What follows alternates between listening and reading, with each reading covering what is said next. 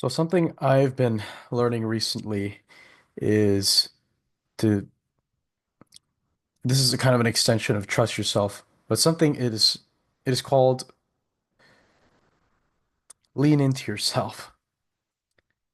And for the past 6 months, as I reflect on my own creator journey so far, I've been on this thing for almost 17 months now. And I haven't made a fuck ton of money. I'm not that story where, I ended up making like 50K in a year. In fact, I've made a grand total of 4K this this entire 17 months. And that's fine. I'm not necessarily crazy about it, but it's evidence that I was able to make money online. But that money I made was from ghostwriting. And that was in June. I started making that June of this year. And I got caught in the cycle going through where I just get so anxious for these client calls, for all this work that I had to do. And it's really hard because that's probably something that you want to work through, right? Why are you getting so anxious about this stuff and doing it over and over again? And then there's also the other side of it where maybe this is not really what you're supposed to be doing. And what I mean supposed to is that what's in alignment with you. And that's the tough part of all this because ultimately, in the game of business, when you start getting into this stuff and doing whatever, you start to realize that there's not really a right or wrong answer, which is actually really scary because your whole life you were told this is the way to go. That's the only way to go. Uh, the only way to go being college or get an A on your exam, or most of the tests you take in school were multiple choice. So you get tricked into believing that there is always some sort of nice, clear-cut answer. And that is just not the case. That might be the case with these out of context specific problems that you get assigned to do in school. And I'm not saying there's no value in that. But what I'm also saying is that it is not the most accurate representation of reality in itself, which is a whole lot more complicated and a whole lot more messy than uh, most people are comfortable enough to admit it, including myself, of course. And so, what do you do? What do you do when you have all sorts of options, all sorts of things that you can do, and you just don't know which one to pick? Because you can rationalize it in an infinite amount of ways. And for people who are kind of like intellectual slash rational slash like myself who are into engineering and all these sorts of shit, it's really easy for you to fall into the trap of analysis paralysis, right? Where you're thinking of all the possibilities, but because you're thinking of all the possibilities, you just don't know where to narrow down. And so this is where, your intellect or your mind basically runs amok. And if you're not careful about this, it turns into a whole another form of madness, right? It's another form of madness. It's the same type of thing going on. The other side of the coin is being like an emotional mess all the time, right? Being overruled by your emotions all the time. Now, this is the opposite thing, overruled by the mind or the intellect all the time. And so in a world where there are almost infinite possibilities, then you have to actually learn how to balance that intellect, that rationalizing mind with, you can call it emotion, you can call it intuition, you can call it spirituality. It's more, that less discrete part of reality that I guess nowadays we just toss out entirely sometimes. But it's there. It's there and it's just as real as you trying to balance your checkbook or you trying to manage your finances or you trying to figure out how much you owe the IRS. All right, whatever that is. And so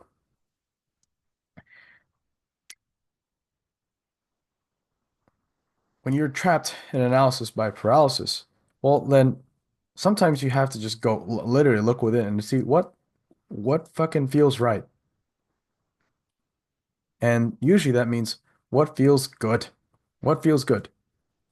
And it can be really hard because some things that feel bad are actually good and they're not always going to be bad. They're usually going to feel good eventually. But a good metric is if you've never had good moments, if you've never had fun moments doing something, and that's probably a good sign to abandon it. Because honestly, when I reflect on the past 6 months of ghostwriting, I mean, I liked the idea of ghostwriting and being able to do online work and work from anywhere, but the reality was you it you can't do that, at least from my experience. And of course, I will acknowledge also it's a skill issue. And maybe I should have stuck to it. Maybe. But ultimately, I chose to trust myself. Even if that, as I said before, even if that means that I look back and I'm like, you know what, maybe I should have stuck to that longer. But I still learned a lot. And eventually now I'm going to be able to apply that to the next thing. Because what's the biggest thing is I figured out how to make money online. That's the biggest thing. For years, I wasn't making any money online. So that was my first experience having an online income that I did without a fucking college degree, through my power, through networking, through talking to other people and getting referred. It was a referral. So I would encourage you if you are in a place right now where you don't know what the fuck to do, all right? Because there's some and that's a very common problem. There's so many fucking ways to do it. Like honestly, you should really that the problem really is not whether there are ways to do it because with the age of the internet, with the age of all the tools that we have nowadays, that is actually no longer a problem. It's a non-problem. And if you think it's a problem, well, it's a false problem, and I'm telling you, the problem, like the real problem is that there is so much opportunity that there's basically no opportunity in to the beginner's eye because there's so fucking much that they don't even know where to start. And so what I say is, look, man, drop shipping works, writing online works, ghostwriting works. I've met all sorts of people who have done it. Making a tech startup works, right? So it really comes down to, okay, well, what are my circumstances, right? The intellect. Do I have a lot of money? Then maybe you shouldn't go and try and start a tech startup right off the bat. Do you know how to raise money? Do you want to learn how to raise funding? Right? And so you ask yourself those rational questions, and then after you've answered the rational questions, right, it's just like another checklist. And then you ask yourself, does this sound like something that would be that I wouldn't hate? Okay, well, then do it. Because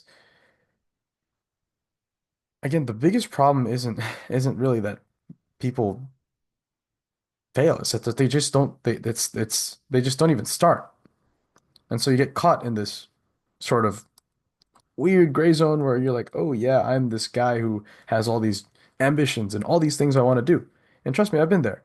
I've been there. Every entrepreneur starts out as a entrepreneur, right? As Alex Hormozy says. And I wouldn't even really consider myself an entrepreneur. I would just call myself probably like a freelancer right now, as I am right now, slash online writer.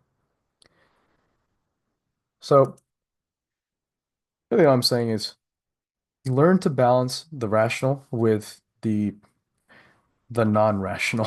That for lack of a better term.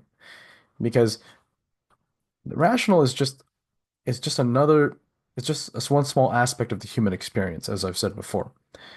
And to go at that alone is to literally just ignore your soul. It's when you use the rational to or leverage the rational to create the vision that you desire. That's where it's best served, not as your primary way of navigating the world.